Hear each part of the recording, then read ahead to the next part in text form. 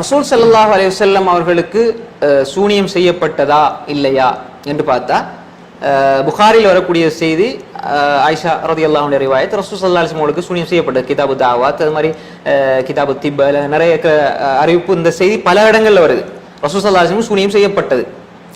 இப்ப எந்த வசனம், உதாரணமாக இந்த வசனத்தை சொல்வார்கள், வகால ல்லாலிமூன இன் தத்தபியூன இல்லா ரஜுலம் மஸ்ஹூரா. இது சூரா அல் இஸ்ரா உடைய சூரா பனி இஸ்ராயில் உடைய சூரா அல் இஸ்ரா உடைய 47 வசனம். வகால ல்லாலிமூன இன் தத்தபியூன இல்லா ரஜுலம் மஸ்ஹூரா. அதாவது ரசூலா சூனியம் செய்யப்பட்டவர் என்ற ஹதீஸ் வருது புகாரில. குர்ஆன்ல இப்படி வருது, அதாவது நீங்கள் அதாவது வகால ல்லாலிமூன, அநியாயக்காரர்கள் சொல்கிறார்கள், இன் தத்தபியூன இல்லா ரஜுலம் மஸ்ஹூரா, சூனியம் செய்யப்பட்ட ஒருவரை அன்றி நீங்கள் யாரையும் பின்பற்றவில்லை. அப்படின்னா நீங்க சூனியம் செய்யப்பட்டவரை பின்பற்றுகிறீர்கள். முரண்படுதா இல்லையா? வெளிப்படையில் பார்த்தா முரண்படுது. இப்ப இந்த முரண்பாடு என்பது முஃபாரிஸுக்கும் தாஜ்தீனுக்கும் ஏற்படுற முரண்பாடு, குர்ஆனுக்கு ஹதீஸுக்கு ஏற்படுற முரண்பாடு அல்ல. இதுக்கு எப்படி அழகான தீர்வு குர்ஆன் சொல்லுதுண்டா, ஹதீஸ் எப்படி சொல்லுதுண்டா, இந்த நேரடியாக மோத விட்டு இது முரண்பாடு என்று சொல்ல சில மனோயிச்சையினமோ அடிப்படையில் மறுக்கலாம். ஆனால் விளக்கங்களை தேடி, அதாவது இந்த ஹதீஸ் என்ன சொல்ல வருது, குர்ஆன் என்ன சொல்ல வருது, அதனுடைய சபபு நுசூல் என்ன, அது ஏன் இறங்கியது, எப்ப இறங்கியது, எப்படி இறங்கியது, எந்த கட்டத்தில் இறங்கியது, இந்த ஹதீஸ் சொல்ல வர செய்தி என்ன, இதற்கு இமாம்கள் கொடுத்த விளக்கங்கள் என்ன, அஹ்லு சுன்னாவுடைய அறிஞர்கள் சொன்ன விளக்கங்கள் என்ன என்று சொன்னால் இது லேசா தீர்த்து கொள்ள வேண்டிய ஒரு விஷயம். அப்ப இந்த ரெண்டும் நேரடியா பார்த்தா முரண்படுற மாதிரி விளங்குது. அது நமக்கு தான் முரண்படுது, புத்தி, நம்முடைய புத்தியில உள்ள கோளாறு தான். அல்ல இமாம் இப்னு தய்மிய்யா ரஹ்மத்துல்லாஹி அலைஹி அழகா புத்தகம் எழுதிருக்காங்க, தர்ரு தாருல் அக்ல் வன் நக்ல் சொல்லி அழகான புத்தகம், 1110 பக்கங்கள் எழுதியிருக்கிறாங்க. புத்தியும் ஹதீஸும் முரண்பட்டால் அதை எப்படி நம்ம அணுகிறதுங்கிறது அது ஒரு விஷயம்.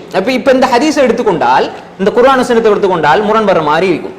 ஆனால் இந்த இடத்துல நம்ம தெளிவாக ஒரு விஷயத்தை நீங்க இந்த இடத்துல புரிஞ்சு கொள்ளணும். என்னடா, இது குர்ஆன்ல வரக்கூடிய வாசகம் எதை குறிக்குதுன்னு சொன்னா, ரசூல் ஸல்லல்லாஹு அலைஹி வஸல்லம் வஹியை சொல்கின்ற பொழுது எந்த சமூகம் அமீன் சாதிக் என்று சொல்லியதோ அந்த சமூகம் தான் ரசூலுல்லாஹ் வஹியை சொன்ன பொழுது நீங்க சூனியம் செய்யப்பட்ட ஒரு அர்த்தம் பின்பற்றுறீங்க என்ற அர்த்தம் என்னென்றால், அர்த்தம், அதனுடைய நேரடியான அர்த்தம் என்னன்னு சொன்னால், இந்த சூனியம் என்ற நோய், அதாவது நோய் என்று சொல்லுவாங்க. அதாவது இமாம் மாஸ்ரி, இப்னு ஹஜர், நவவி எல்லாம் இது அழகா சொல்லுவாங்க. அழகா இப்னு ஹஜர் ஃபத்துல் பாரில எழுதுறாங்க. இது ஒரு சிஹர் என்பது, நோய் என்பது வேற. மஸ்ஹூர், இந்த சிஹர் என்ற வார்த்தை பல கருத்துக்களை உள்ளடக்கியது. ஒரே கருத்துல நம்ம பார்க்க இயலாது. ஏன் அப்படி சொல்லண்டா, நீங்க ஏன் அப்படி சொல்றீங்கன்னா, இன்னமினல் பயான்ல சிஹ்ரன் ரசூல் ஸல்லல்லாஹு அலைஹி வஸல்லம் சொன்னாங்க, பயான் பண்ணுவதில், தெளிவுபடுத்துவதில், மக்களோட பேசுவதில், ஒருவருடைய பேச்சுத்தன்மையில் லசிஹர், சூனியம் இருக்கிறது. நான் பேசுறேன், நீங்க எல்லாம் கீழே விழுந்து மயங்கி கீழே விழுறீங்களா? இல்லையே, ஒரு கவர்ச்சி இருக்கிறது. இந்த சிஹ்ர் வார்த்தை தான். அப்ப எனவே இந்த சிஹ்ர் என்ற வார்த்தை பல அர்த்தங்களை உள்ளடக்கியது.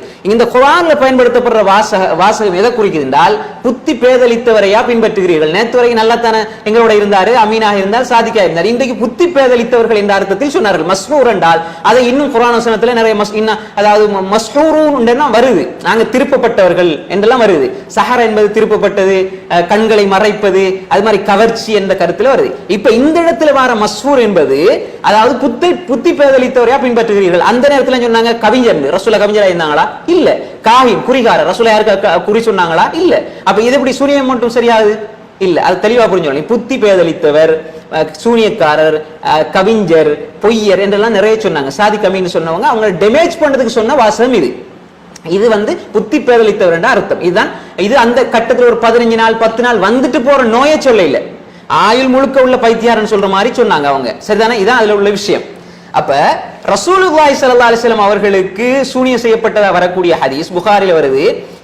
பல அறிவிப்புகள் நம்ம பார்க்கின்ற பொழுது ஒரு குறிப்பிட்ட காலம், ஒரு சில அறிஞர்கள் 15 நாள்னு சொல்றாங்க, ஒரு சில அறிஞர்கள் ஒரு சில காலம்னு சொல்றாங்க. லபீத் இப்னு அஸம் என்பவர் யஹூதி, அவர் சூனியம் செஞ்சது என்பது அதனுடைய தாக்கம் என்ன? ஒன்ன செய்வாங்க, ஆனா அதாவது செய்வாங்க, ஆனா செய்ய போன்ற அவர்களுக்கு இருக்காது, அதை செய்ய இல்லை என்பது போல அவங்களுக்கு ஃபீல் ஆகும் என்று வருது. அப்ப அந்த ஹதீஸ் ஆயிஷாவுடைய இன்னொரு ரிவாயத் தெளிவா சொல்லுது, அது என்ன விஷயம், செய்வாங்க, செய்த மாதிரி இல்ல, அது மாதிரி வருவாங்க, வந்த மாதிரி இல்ல, அந்த மாதிரி ஒரு எண்ணம் அவங்ககிட்ட இருந்ததுன்னா என்ன அர்த்தம்டா, இது மனைவிமார்களோடு உடலுறவு கொள்வார்கள், ஆனால் அவர் அதை கொண்டதாகவோ அல்ல சேர்ந்ததாகவோ அவர்கள் உணர மாட்டார்கள். இது அந்த குடும்ப வாழ்க்கையில் ஏற்பட்ட ஒரே ஒரு விஷயம்தான். அதாவது இது சொல்லுவாங்க என்னன்னா குடும்ப வாழ்க்கையில் ஏற்பட்ட ஒரு சின்ன ஒரு நோய் என்றுதான் சொல்றாங்க. ரசூல் ஸல்லல்லாஹு அலைஹி வஸல்லம் எப்படி என்றால் அவங்க ஒட்டகத்தின் கீழே விழுந்து கால் ஒன்று அவருடைய கால் உடைஞ்சது, ரசூலோட கால் உடைஞ்சது. அது மாதிரி தலையில காயம் ஏற்பட்டது, பல்ல உடைஞ்சது. அப்ப எனவே ரசூலுல்லாஹ்க்கு உடலியல் ரீதியான பாதிப்பு இருக்கிறது. இது உடலியல் ரீதியான பாதிப்பு. அங்க வரக்கூடியது புத்தி பேதலித்தவர். இது உடலியல் ரீதியான பாதிப்பை தான் இந்த ஹதீஸ் சொல்லுது. வழங்குதானே? அப்ப ஆயிஷா நாயகி கூட சொல்றாங்க ரைட் வருவாரு. ஆனா அப்ப எனவே இது ரசூல் ஸல்லல்லாஹு அலைஹி வஸல்லம் அவருடைய குடும்ப வாழ்க்கையில் நடந்த ஒரே ஒரு விஷயமே தவிர அவருக்கும் அவருடைய வஹீக்கும் இதுக்கும் சம்பந்தம் கிடையாது. ஏன் சம்பந்தம் கிடையாதுன்றா உதாரணமா பார்த்துக்கொள்ளுங்க. ரசூல் ஸல்லல்லாஹு அலைஹி வஸல்லம் அவர்களுக்கு சூனியம் செய்யப்பட்டது என்பது கூட அவர்கள் சூனியம் செய்யப்பட்ட காலத்துல தான் வஹியா வந்தது, தூக்கத்துல, கனவுல. புரியுது உங்களுக்கு? ரசூலுல்லாஹ் சூனியம் செய்யப்பட்டு படுத்து கிடக்குறாங்க, உறங்கிட்டு இருக்கிறாங்க. அப்பதான் வஹி வருது கனவுல, உங்களுக்கு சூனியம் செய்யப்பட்டு யார் செஞ்சிருக்கிறாங்க, லபீத் இப்னு ஆஸம் எங்க செய்திருக்கிறார், எதுல செய்திருக்கிறார் என்பதில். அப்ப வஹி வராது என்று சொன்னால் வஹியில கோளாறு இருக்குமெண்டா அப்ப ரசூல் ஸல்லல்லாஹு அலைஹி வஸல்லம் உங்களுக்கு அப்ப வந்திருக்கு சூனியம் செய்யப்பட்ட நிலையில. அப்ப இந்த சூனியம் என்பது இன்று இருக்கக்கூடிய கையக்கால முடக்கி போடுற புத்தி பேதலிக்கிற சூனியம் அல்ல, ரசூலுல்லாஹ் செய்யப்பட்டது.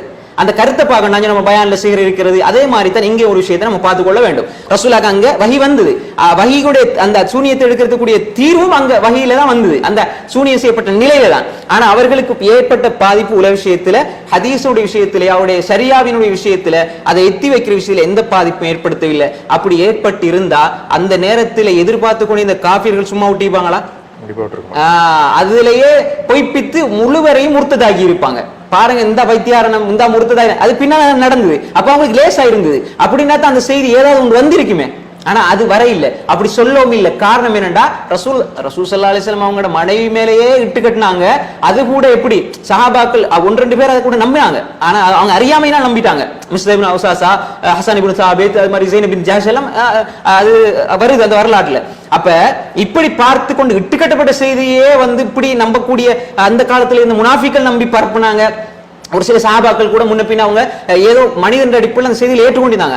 அப்படி இருக்கும் பொழுது ரசூலுல்லாஹ்க்கு இப்படி நடந்துட்டாமே, சூனியம் வச்சு அவர் மென்டலா இருக்கிறாரே, நவுது பில்லாஹி மின்ஹா, அப்படிதான் சொல்ல வராங்க. அப்ப இப்படி ஒரு செய்தி வந்துன்னா சும்மா விடுவாங்களா? அந்த செய்தியை பதிவு செய்யப்படாம இருக்குமா? இது ஒரு விஷயம்.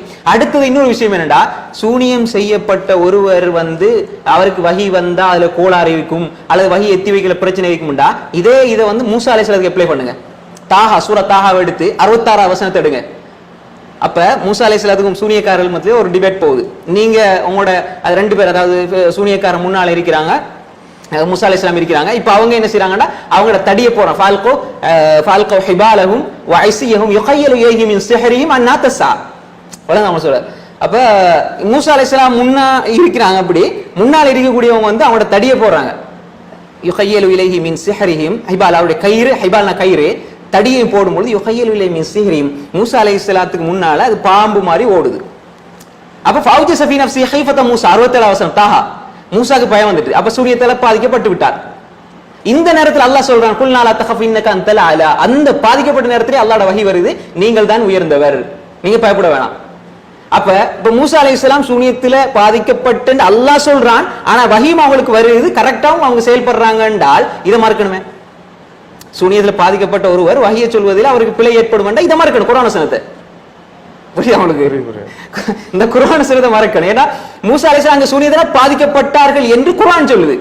ஆனால் அவர் சத்தியத்தை எடுத்துரைக்கிறார் அந்த இடத்துல. அது டிபேட், ஒரு விவாத களம், போட்டியில.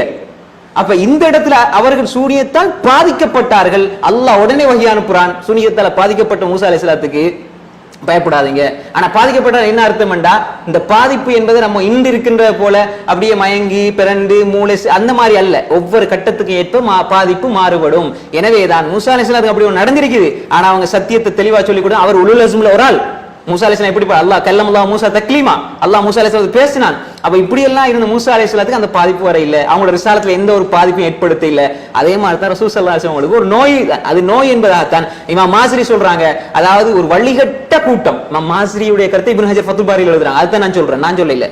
அதாவது வழிகட்ட கூட்டம், பிதஅத்துவாதிகள், மிகப்பெரிய பிதஅத்துவாதிகள் தான் இந்த ஹதீஸை மறுக்கிறார்கள் என்று சொல்லி போட்டு, இது ஒரு உடலியல் சார்ந்த எல்லாருக்கும் வரக்கூடிய ஒரு நோய் சம்பந்தப்பட்ட ஒரு விஷயமே தவிர இது வஹீல ஒரு பாதிப்பு ஏற்படுத்தக்கூடிய ஒரு விஷயமோ ஹதீஸும் குர்ஆனும் மோதக்கூடிய விஷயமோ அல்ல. வாழ்நாள்